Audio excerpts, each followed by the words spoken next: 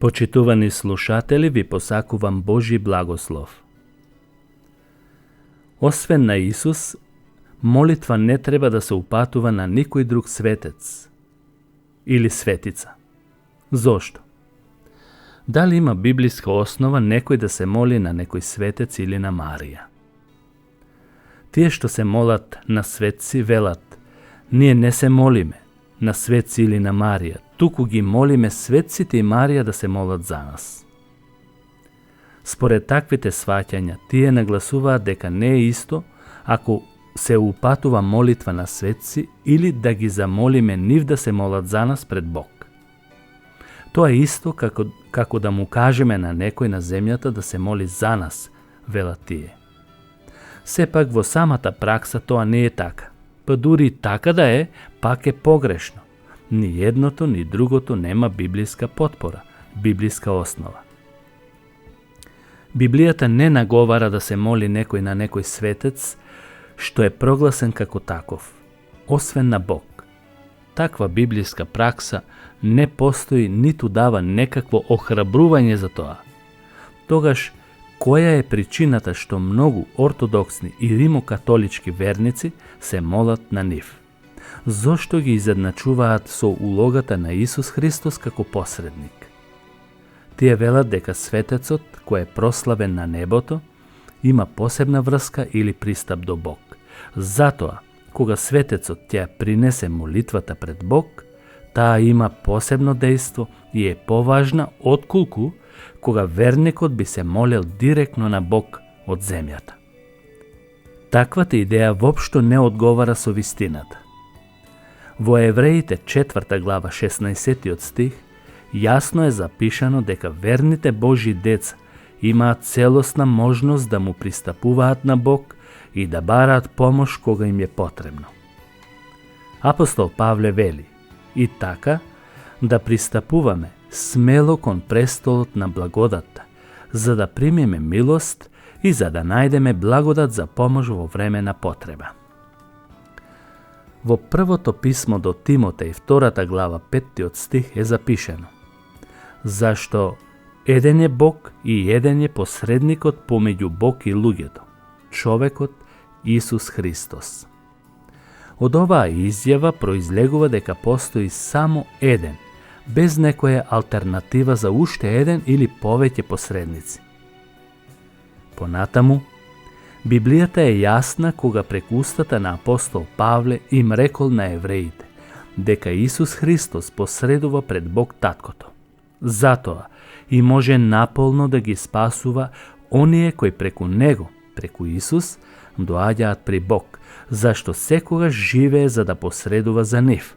Ова е запишано во писмото до евреите 7 глава 25 стих. Соочени со оваа вистина, зошто би требало да имаме и други посредници? Исус е доволен. Тој е единствено праведен и свет која задоволи Божјата правда. И врз основа на неговата праведност, Бог може да ги послуша молитвите на тие што го молат Него. Во писмото до Римјаните, 8 глава, 26 и 27 стих е запишано дека и Светиот Дух посредува во нашите молитви, дури во најголемата немоќ. Исто така и Духот и помага на нашата слабост, зашто ние не знаеме зашто да се молиме како што треба, но самиот Дух посредува за нас со неискажливи воздишки. А оној кој ги испитува срцата, знае какво е значењето на Духот, зашто по Божјата волја се моли за светите. Во молитвите ни помагаат и Исус и Светиот Дух, кој живее во срцата на верните. Зошто ќе ни се други посредници?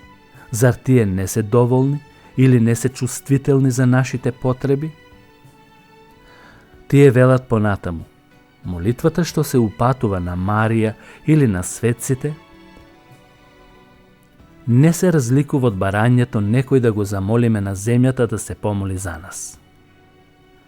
Библијата зборува дека на земјата имаме потреба едни од други и можеме да го замолиме некого да се моли за нас. Тоа е запишано дека треба да го практикуваме, но тоа не подразбира посредничка молитва. Туку, тоа е учество на другиот во заедничка молитва за потребите на браќата и сестрите додека сме во телото. За разлика од таквата молитва, во Библијата никаде не е запишано некој некогаш да упатил молитва на некој што е на небото за да се помоли за некој што е на земјата.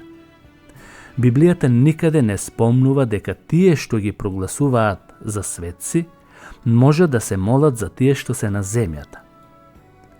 Марија и сите што се починати не се насекаде присутни и не може да ги знаат сите човечки потреби. Тоа е логично, бидејќи сите што починаа се само луѓе, а луѓето немаат божествени атрибути. Било да се на небото, било да се на земјата, тие се созданија.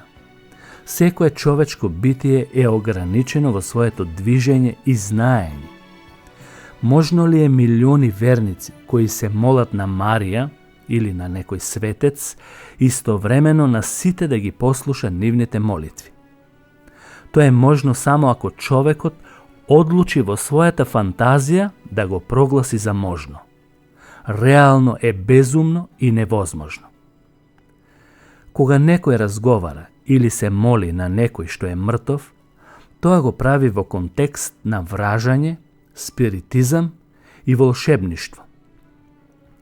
Сите тие и многу други окултни појави се осудени и се сметаат за смртни гревови. И гледајќи ја реалноста каква што е, мнозина во тој облик на побожност западнаа во окултна практика. Бог ги услишува нашите молитви врз основа на неговата волја, а не врз основа на молителот. Затоа нема потреба некој да се моли на некој светец, светица или што и да е друго, колку и да му се чини некому во неговиот ум достоинствено и возвишено. Тоа е производ само на човечката потреба да се дојде до посакуваната цел на кој да е начин. А Библијата не ни дава такво право. Исус јасно ни рече да го молиме Него и само Него. Тој е наш Спасител, кој што може и има авторитет да се застапува за целото човештво. Сите други начини и посредници спаѓаат во областа на Божјата осуда. Исус рече: Јас сум патот, вистината и животот. Никој не доаѓа при таткото освен преку мене. Нему нека му е слава и чест во сите векови. Амин.